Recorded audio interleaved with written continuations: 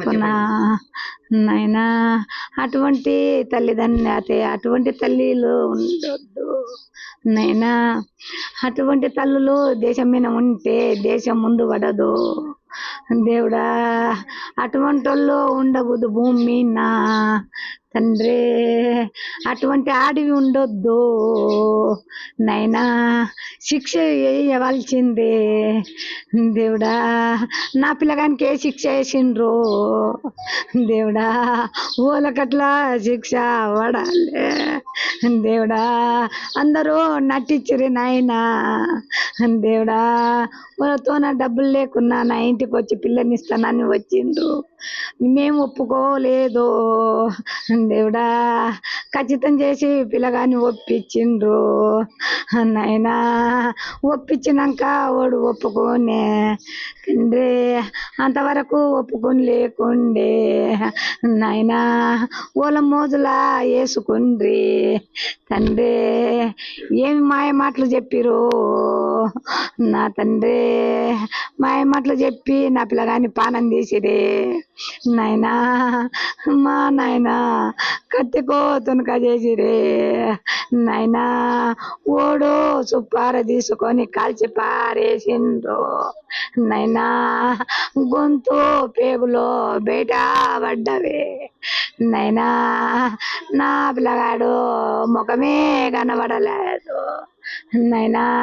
ముఖం కూడా చూసుకోకపోతే నా తండ్రి నా ముఖము చూడనిక లేకపాయే నైనా. ముఖము చూడలేక భయపడుకుంటే నైనా. భయపడుకొని ముఖం మోసుకుంటే తండ్రి అంత భయంకరంగా చేసిండ్రు నా తండ్రి. నా ఇంటికి వచ్చి ఇట్లా చేసి పెట్టిరే నాయమ్మ. ఎప్పుడో 24 గంటలు ఆమె ఫోన్ మాట్లాడుకుంటూనే ఉంటుండే నా తల్లి. నేను తల్లితోన మాట్లాడుతుంది అనుకున్నా నాయమ్మ. తల్లితోన మాట్లాడుతుంది అనుకున్నా నా తల్లి. టిఫిన్లే తెప్పించుకొని తింటుండే. నేను చేస్తే అన్నం తినకుంటుండే నా తల్లి. ఆ అమ్మమ్మ మేము చేసిన తిండి తినకుంటుండే. బయట నుండి తెప్పించుకొని తింటుండే వాళ్ళతోన. మా ఇంట్లో తినలేదు. నెల రోజులు ఉందంటే తినలేదు. వాళ్ళు వచ్చి చేస్తే మళ్ళీ తింటుండే కానీ మేము చేస్తే తినకుంటుండే ఆయమ్మ. వచ్చిందంట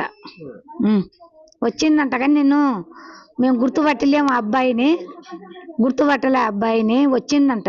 భార్య భర్తలు ఇద్దరు వచ్చిందని అంటున్నారు. అన్నంగా ఇన్నా నేను కానీ ఇంకా గుర్తుపట్టలే. ఆ మంది ఓల మంది ఎక్కువ ఉండరు. మా ఆడపిల్ల నన్ను దొరకపోయింది. 2 అత్యంతలు వేసొత్తురా నీ కొడుకుకి నువ్వు వేయవా అని తండ్రిని ఆటో తీసుకొని నన్ను తోలుకొని పోయిండు. ఇద్దరు ఈ అమ్మని తొలకపోయింది. 2 అత్యంతలు వేసొత్తురా అమ్మ నువ్వు అని ఆటో తీసుకొని ఇంటికి వచ్చి తొలకపోయింది. నా కుటుంబంలే, నా పాలొల్లులే, నా అన్నల తమ్ముళ్ళులే, ఎవరులే. వాళ్ళ కుటుంబం కాడికే వచ్చిండ్రు. వాళ్ళ కుటుంబం కాడికే వచ్చి వాళ్ళ కుటుంబమే పెళ్లి చేసి వాళ్ళ కుటుంబానికి రూములు చూపించి ఏసు రూములు ఇప్పించుకున్నారు. ఇంతోన ఏసు రూములలో కూర్చున్నారు. అన్ని పిల్లగాంతోనే ఖర్చు పెట్టించింది తల్లి. ఆ అమ్మ మా అమ్మ మంచి మా తల్లి బంగారు తల్లి. కొడుకు చచ్చిపోయి 2 నెలలు కూడా అయ్యలేదు. నెల అయ్యింది. నెల లోపట దినం వెళ్ళిపోతుందంట. కొడుకు దినం వెళ్ళిపోతుందని వచ్చి నా పిల్లగాని ఖచ్చితంగా చేసి పెళ్లి చేసింది. ఆ అమ్మ చేసి నా కొడుకుని ప్రాణం తీసింది. నా వాళ్ళ కొడుకుకి మేమేం ద్రోహం చేయలేదు కదా. వాళ్ళ కొడుకుని నేనేం చూసిలేను కదా. నా కొడుకు కూడా వాళ్ళ కొడుకునేమి అనలే కదా.